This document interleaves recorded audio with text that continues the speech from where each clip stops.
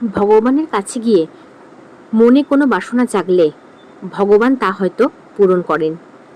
হনুমানজির মন্দিরে গিয়ে হঠাৎই আমার মনে হয়েছিল, আমি যদি সিঁদুর হনুমানজির পা থেকে নিয়ে কপালে পড়তে পারতাম, বা কোনো লাল জাতীয় যে কোনো ফুল ভগবানের পায়ে দিতে পারতাম।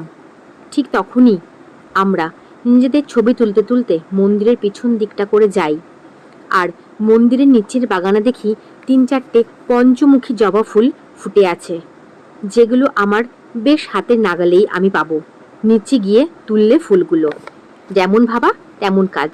কে কি বলবে তার তোয়াক্কা না করে আমি সোজা নেমে যাই নিচের বাগানে, আর 4টে ফুল তুলে আনি ও হনুমানজির চরণে নিবেদন করি আমি আর হিমাংশু। আমি হনুমানজির ডান পা থেকে অনেকবার সিঁদুর নিয়ে পড়ার চেষ্টা করলেও হাতের নাগালে